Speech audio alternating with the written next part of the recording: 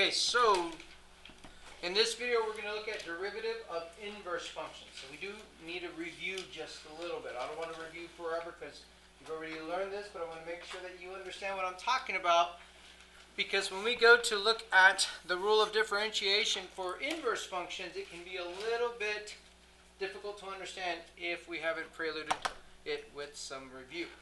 All right. F of g of x is a composition.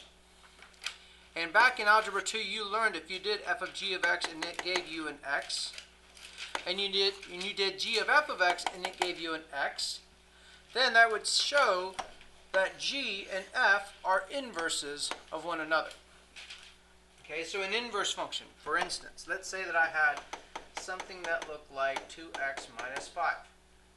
The inverse function steps that you're used to is that you would switch the x and the y, and you would solve for the new y placement, which adding 5 and dividing by 2, this would be your inverse function. That in Algebra 2 you were used to writing something that looked like that. Okay, so just review.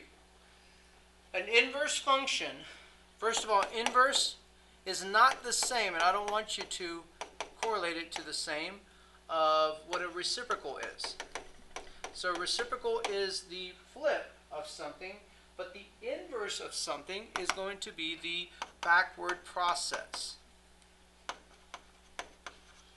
For instance, I teach my Algebra 2 students that the fastest way to solve for an inverse function is to list out PEMDAS order what would happen to you if you were x.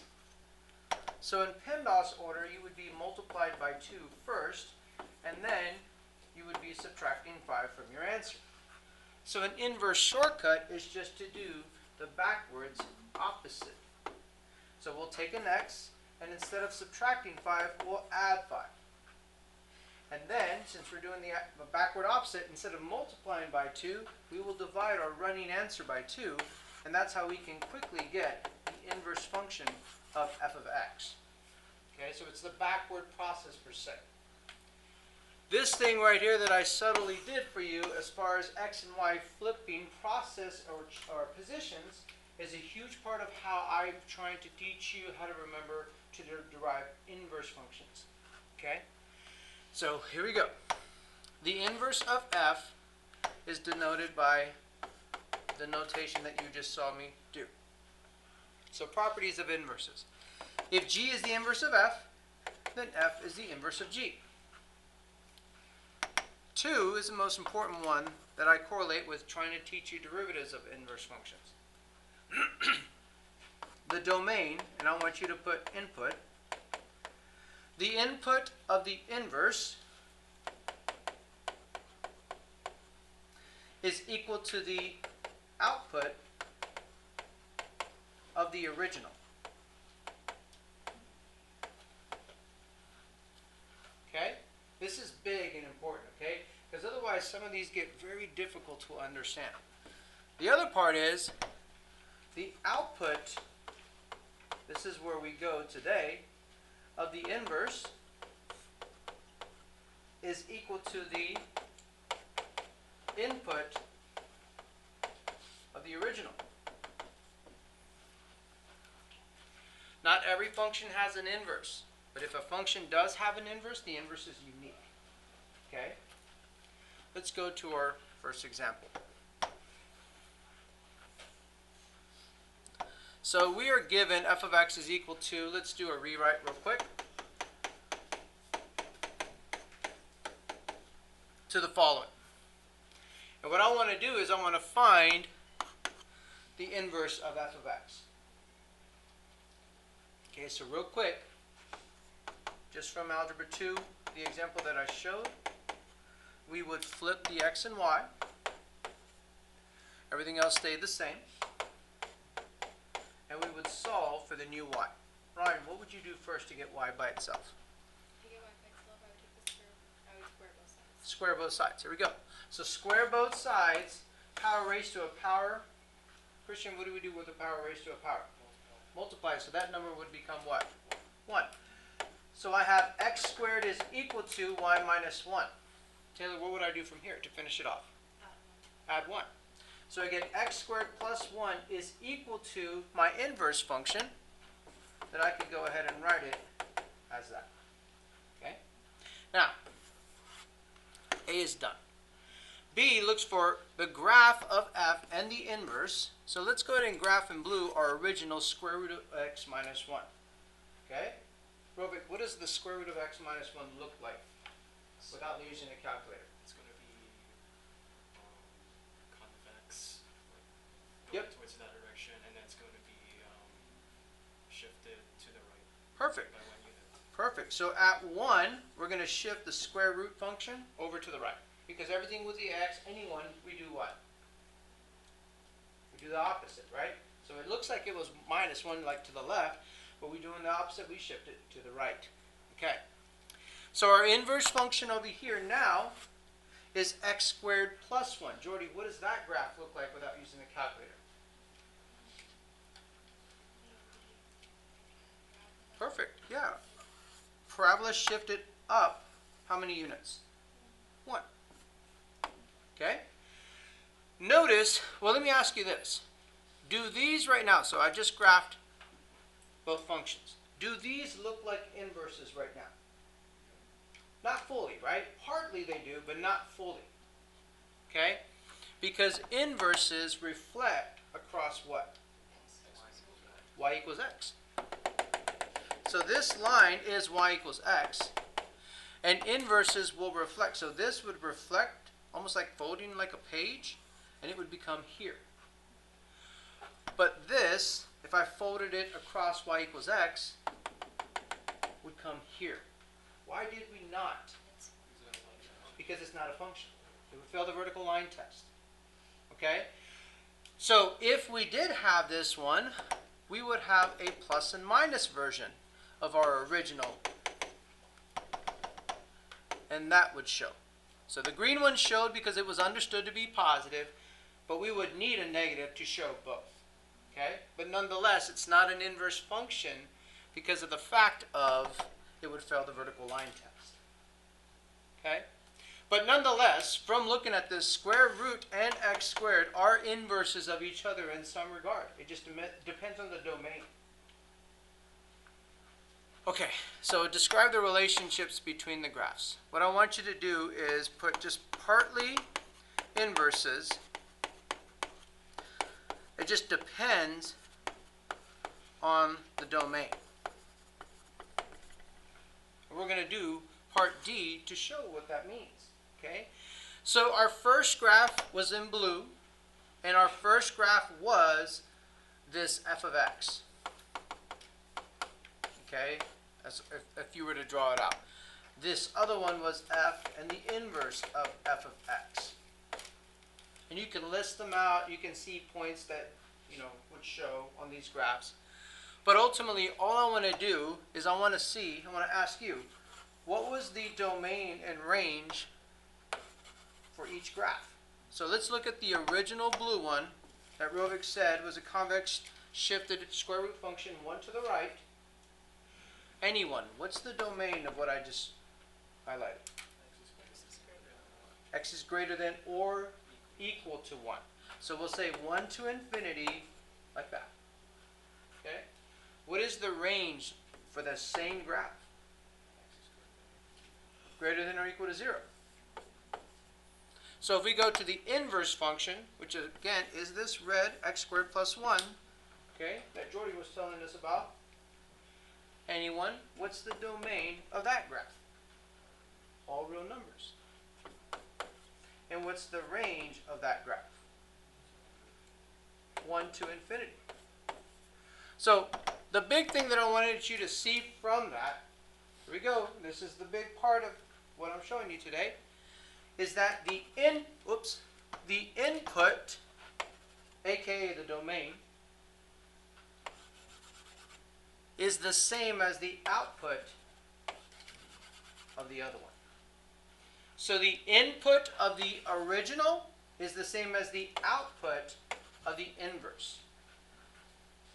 And a lot of times, just not on this one because it would fail the vertical line test, the range of the original is the same, or the output of the original is the same as the input of the inverse. And again, sometimes it doesn't show it because it depends on does it pass or fail the vertical line test, domain restrictions.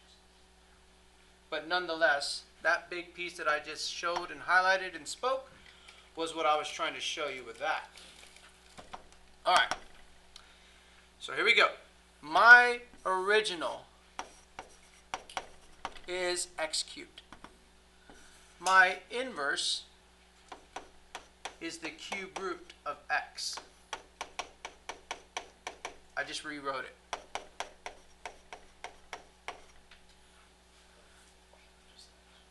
Yep, just 1/3 is the power of x. Okay, so here we go. Amy, what is this asking? F of 2, what would that equal? 8. And there's no trick questions, because what did you do, Amy, to get 8? Perfect. She plugged in 2 as the input of f of x. So she put 2 right here and got 2 cubed is 8. Let's look at B. Arjun, what is B asking for? Okay, so the derivative of the original one. What's the derivative? 3x squared. Okay. Now that we know the derivative, we're going to plug in this input value of 2. Ryan, what would I get? 12. Okay. So in words,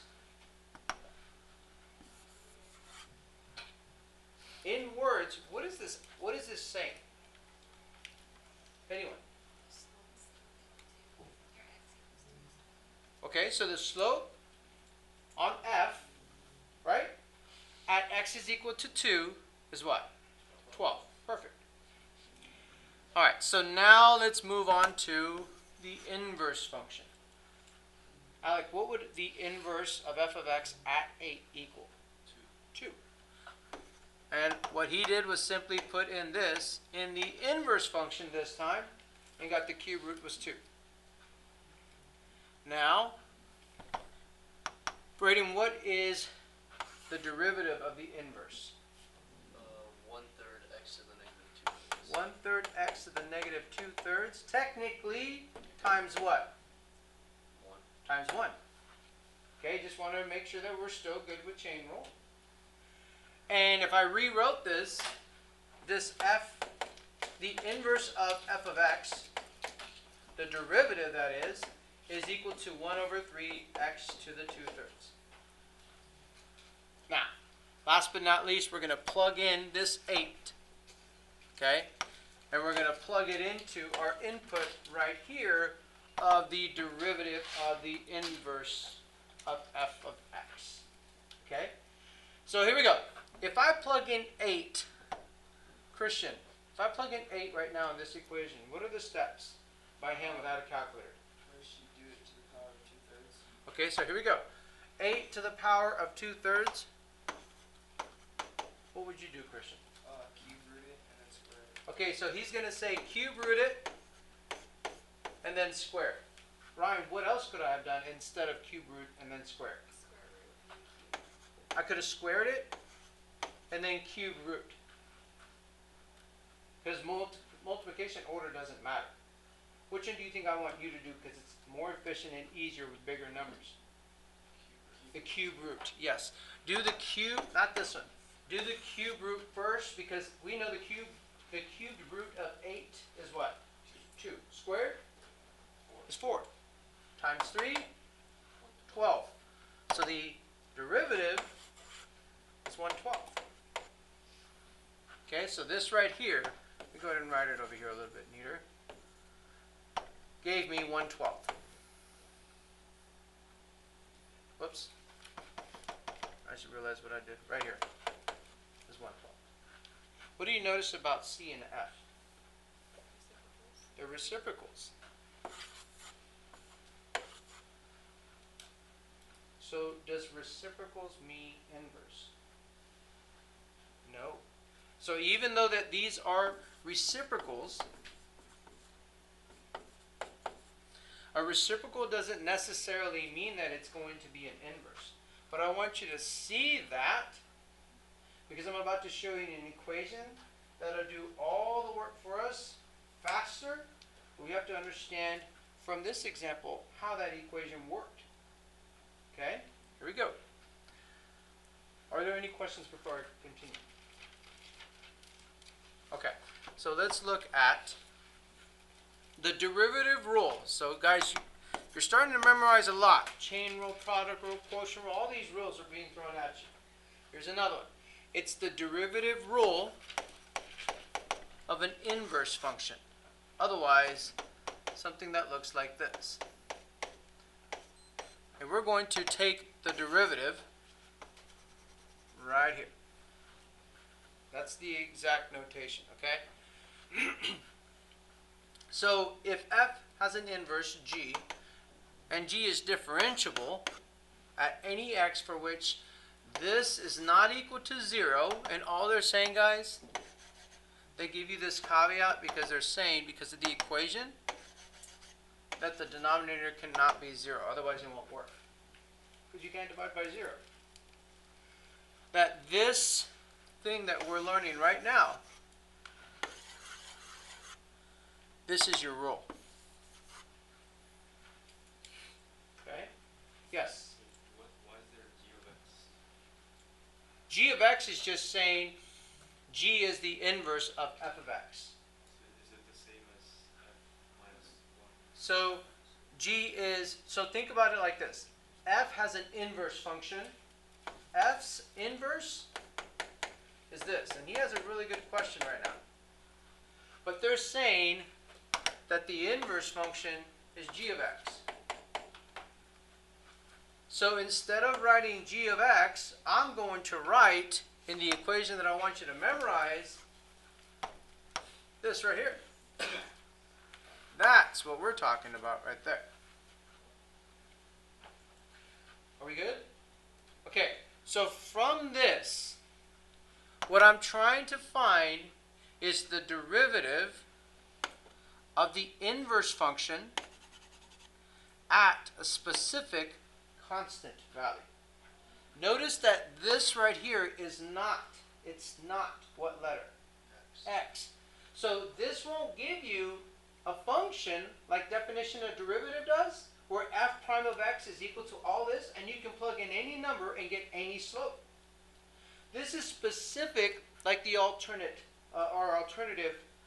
method, to where it's specifically at a c value, at one specific constant value.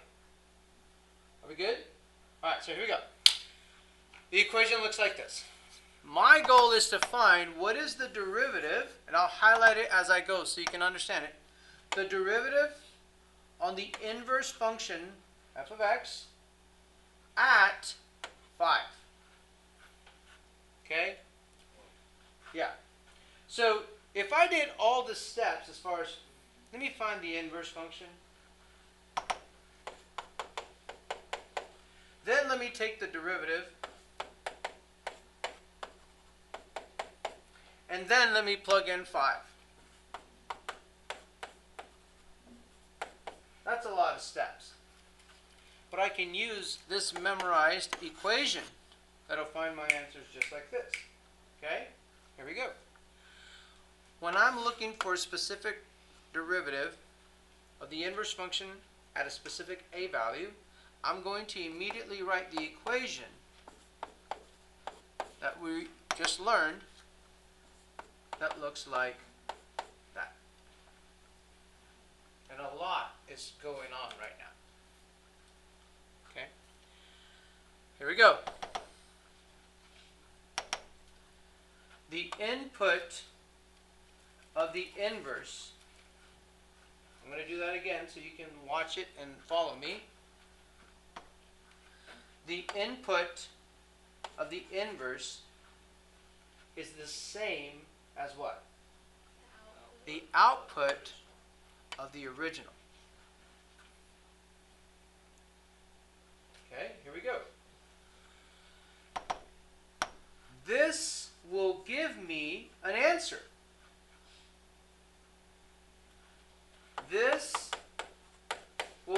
me an output. Here we go. Watch.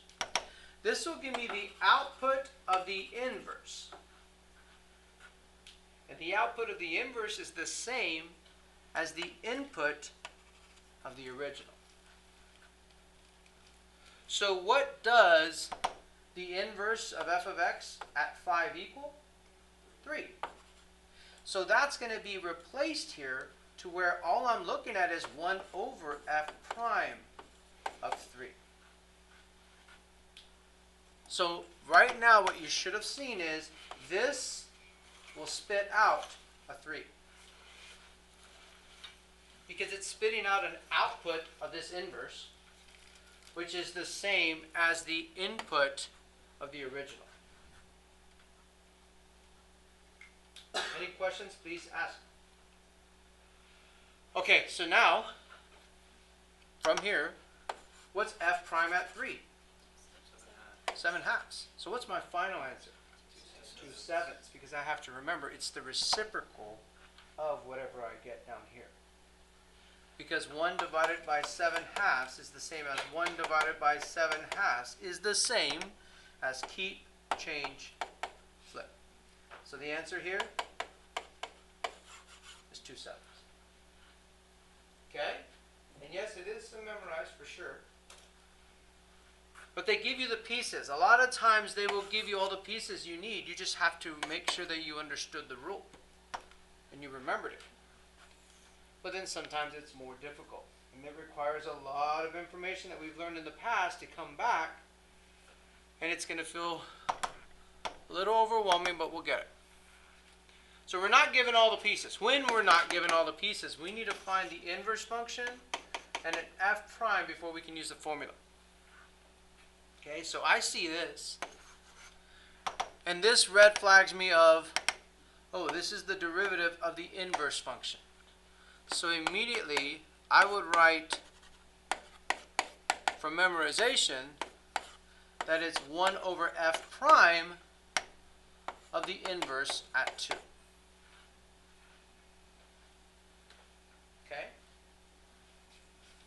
Because the original function, guys, is this. And if I chose to do f of x, which is y, and then find the inverse, and then find the derivative, and then plug in that value, which in this case is 2, that's a lot of steps. And can you tell me, would you be able to get the inverse function if you have 2 x's like this? Because remember, the inverse function means this. We'd flip the x and the y, and we would solve for the new y. And get the new y all by itself, just like we started today's notes on. Would I be able to get y all by itself? No, I wouldn't. Just like with some of the implicit differentiation that we're doing right now, we can't get y by itself. We've got to derive and then get dy dx by itself. Okay? So here we go. Where would I plug in 2? In the original equation. So look, 2 is the input of the inverse. So where am I going to plug it into the original equation? As the output. Right there is huge right now what I'm showing you. 2 is the input of this inverse. Whoops. So input of inverse is the same as plugging it in as the output of the original. So that would give me 2 is equal to x cubed plus 2x minus 1. Would that give you the same answer if you found the inverse and then found the output? Yeah, it would, but you can't find the inverse on this one first. You have to use this equation, this rule of differentiation. Why can't you find the inverse first? Because how can you get y by itself? Oh, I see. You know what I mean? You can't get y explicitly by itself. Okay? So here we go. This represents what in the original? Where is this? So let me say it. This that I'm shading in gray right now, this will give you an output of the inverse. And the output of the inverse is the same as the what? Input of the original. So this right here that I'm trying to find out what it is like if I were to solve for x in my original function. Work backwards. So I'm trying to solve for x here, and whatever I get for x, that is what I'm going to replace where this gray stuff is at. Okay, this is a little bit difficult to solve for x without a calculator. Can you refresh me on what do I do to solve for x? A lot of people forget this, and we need to bring it back quickly.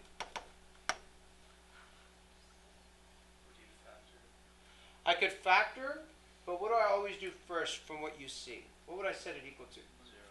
Move the 2 over, yeah. So I get 0 is equal to x cubed plus 2x. Since we subtracted it, it's going to be minus 3.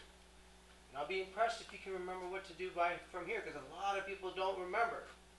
How do I go about trying to find x? Would you add in like a substitute of x squared? Like 0x 0x squared. squared? Okay, so you're going to go synthetic division? Is that where you're going? Okay. What were you saying, Ryan? Isn't it like 2AB something? It's not 2ab on this one. Because this isn't quadratic. This isn't x squared, this is x cubed. And some of you might be thinking, oh, maybe so. But this isn't a sum of cubes, and this is not a difference of cubes. Aren't you supposed to take the a value and then synthetic division? You're close, you're close. So it's the a value multiplied with the last one. You with me? And this is what we're going to develop as far as the possible values of x. So 1 times negative 3, we get a negative 3. What are the factors of this? 1 and 3, plus or minus. I know it's been a while, but we're about to do synthetic division. Okay? So synthetic division is x cubed, x squared, like Braden was saying, x, and a constant. And we're going to systematically go through this and try to solve for which one of these works. We have 1, -1, 3, or -3. Which one should we try first? -1. Okay, let's try 1. Okay, so we could try -1 or 1. I like to go just in order, so let's go positive. If it doesn't work, we'll go negative. Okay, I copy this, I multiply these, and then I add. Then I multiply and add. Then I multiply, and coincidentally, to save time, it worked. So there's no remainder. So now, this is my new constant that's positive. This is my new x that has a coefficient of positive 1. And this is my new x squared that has a coefficient of positive 1. This x-intercept of x equals 1 worked. Okay, what is the factor? X minus 1. But x equals 1 worked. So x, for these places that I solved for, will change this to a 1.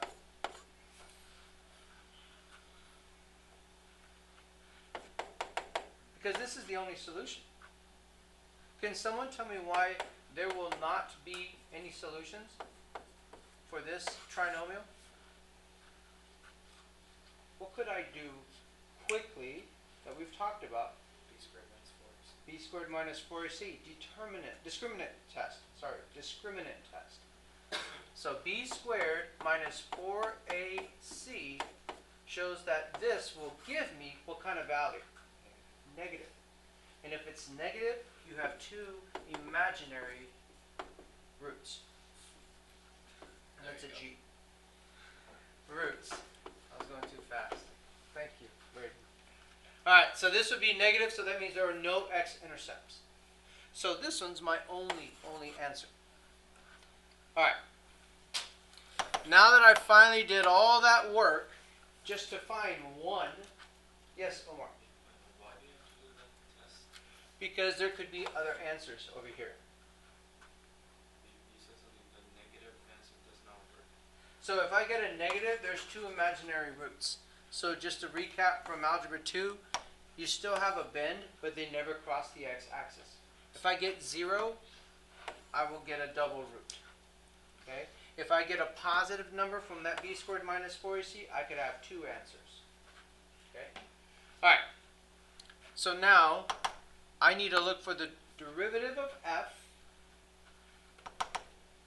which anyone is what? 3x squared plus 2. It was from the original equation. We just derived it. And we're going to plug what into here? 1. So f prime at 1 is what? 5. So what's my final answer? 1/5.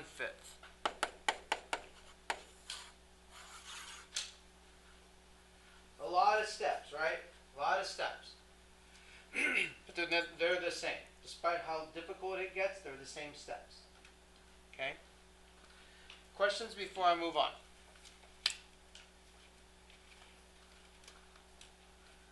Alright, so let's go ahead and go to this one right here. And what I want you to do in group bonus points is I want you just doing this one. And I will see you in about 4 minutes. Real quick. So as far as checking this, I do want you to give yourself, there's a lot of points on each of these. Give yourself the appropriate points. And the reason why I'm showing you points also, not other than group bonus points, is I want you to know how I'm going to grade this for the test. Okay? Oh, just so you know, the next class that we meet is review day. The following after that is test day. Okay, so it is pretty close, just so that you know. I will assign the web assign for what we learned today, tonight, and it will be due midnight the next class that we meet. Okay? Here we go.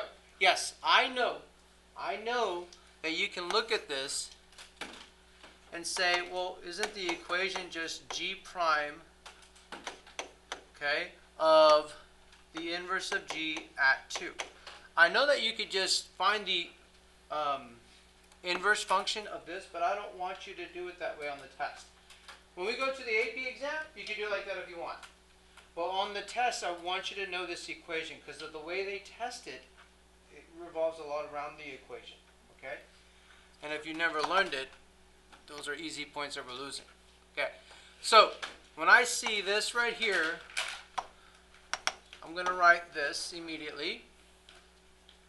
And then I see that 2 is the input of the inverse, which is the same as the output of the original. Okay? Now, what will I end up replacing here is whatever I solve backwards for x. So I will square both sides. Oops. And then I would subtract 1. So this will become 1 over g prime at 3.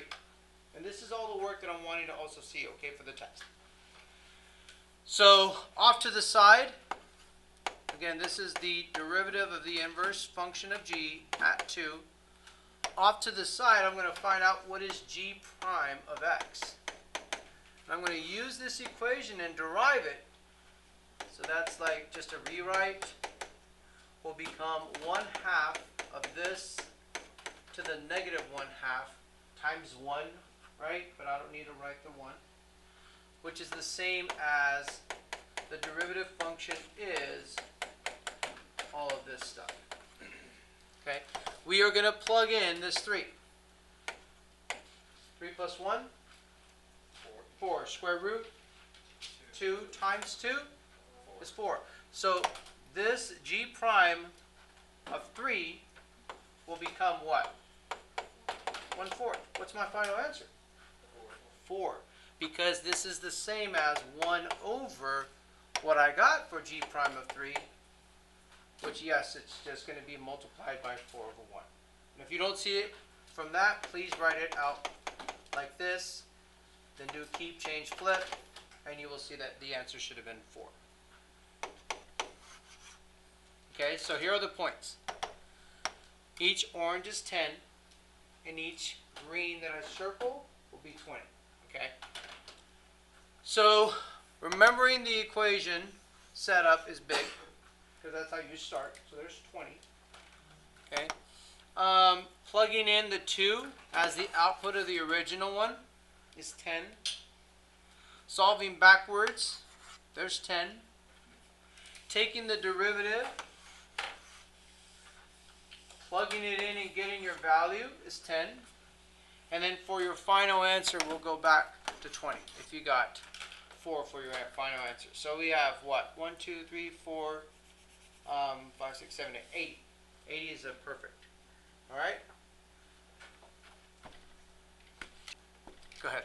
If it's like an easier function, then for the first, or for the second step, when we're doing 1 over g prime of the g negative 1, would you, like, not want us to just find g negative 1 by flipping them and then plugging 2 in for that, and then doing 1 over g prime of that? No, because ultimately, again, we're trying to find the derivative of the inverse. So we're trying to find the derivative. Yeah, no, I know. I still found the derivative of the square root of x plus 1, but for g negative 1 of 2, I did the inverse of square root of x plus 1. That's what I'm saying. So you found the inverse of this first, Yeah. which y is equal to x plus 1 to the 1/2. So it'd be like switch them. Square minus, so that you got this. And then you plugged in the 2 into this function right here. And you got 3. I don't want you doing it that way. Because I said, I know you can do it that way. And you can use it on the AP exam. But for testing purposes, to make sure that you learn this equation, because of the way they're going to test you, I want you to do it this. The input of the inverse is the output of the original way. Because Okay? I still did use that equation. And that's fine, but I still want you to do it this way for the more difficult questions, not for the easy ones, okay? Because if you can do it this way, I promise you, you can easily do it your way too, okay? But I'm trying to reinforce for the more difficult problems that you will not be able to do what you're trying to do, okay? All right, so let's now, in group bonus points, let's move to this one. I'll cut the time now that you're a little bit more experienced. Now let's do 3 minutes in our groups. All right, so let's work through this one. Again, I know, okay, so the question was, couldn't we just find the inverse of f of x? You tell me, what would the inverse of f of x be on this? I have no idea. Okay, Arc x. So Cosine it's- of x. is it arc cosine of the cosine of x? That's what I was wondering. So, real quick, y is equal to the cosine of x. You know that the rule is switch the x and the y and find a new y. So if I take the arc cosine of both sides, this would be my inverse function. Oh, so it's just the arc cosine of x. But then how did you do that? So, again, so we don't know the derivative of the inverse of cosine yet. Can't you just... So with that, we can still do this. We can still do this problem without knowing the derivative rule of arc cosine. So this is another reason why I'm wanting you to do it the way I was saying. Is that when I'm looking at the derivative of the inverse of f at root 3 over 2, I would immediately write out the derivative of the inverse of f of x at root 3 over 2 is equal to my memorized equation of the following.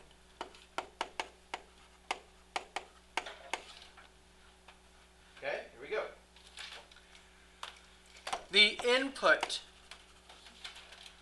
of the inverse is going to be placed as what?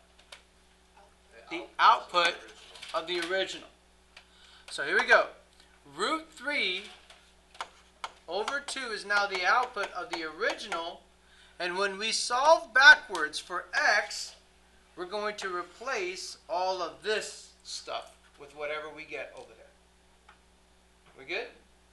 Okay, here we go.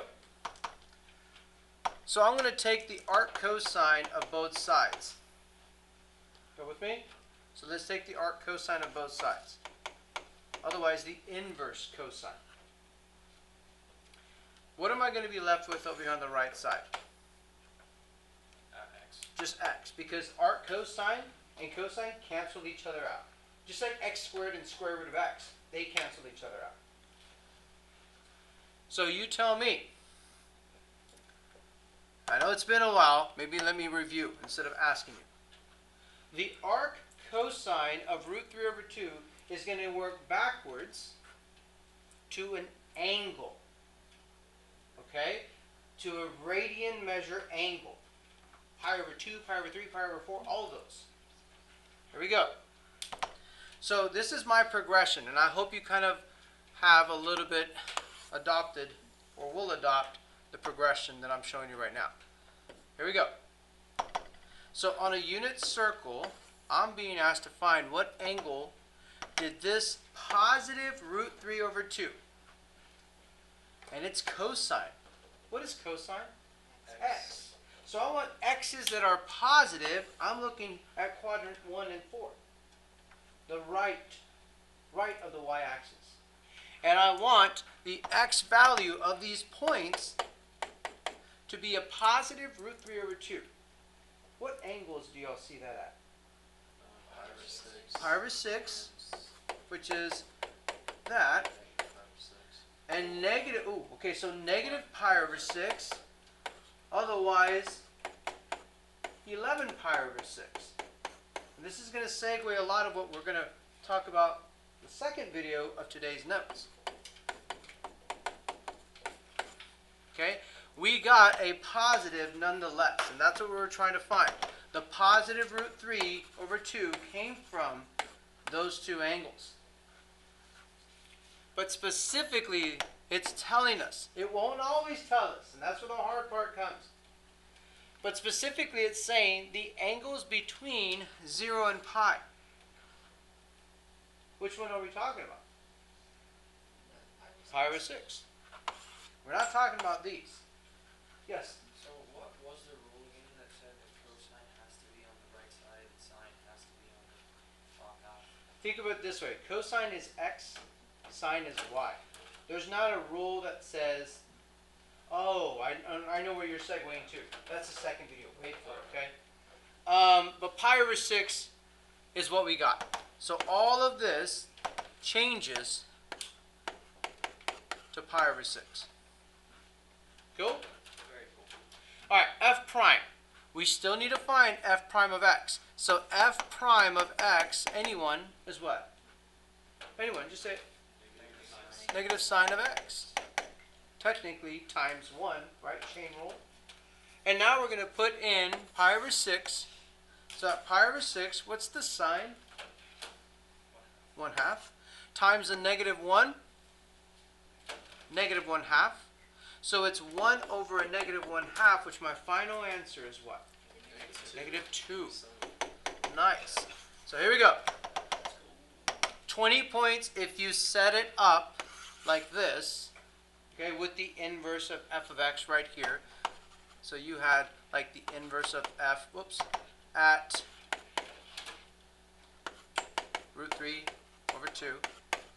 So 20 points if you did that. Plugging in that root 3 over 2 into my original function. Where did I do? Oh, right here. As far as what was in red, that's 10 points. Solving for x, which we got x equals pi over 6, is 10 points. Finding the derivative was 10 points. And then There's 20. So we have 20, 30, 40, 50, 67. Okay? Team 1, go to my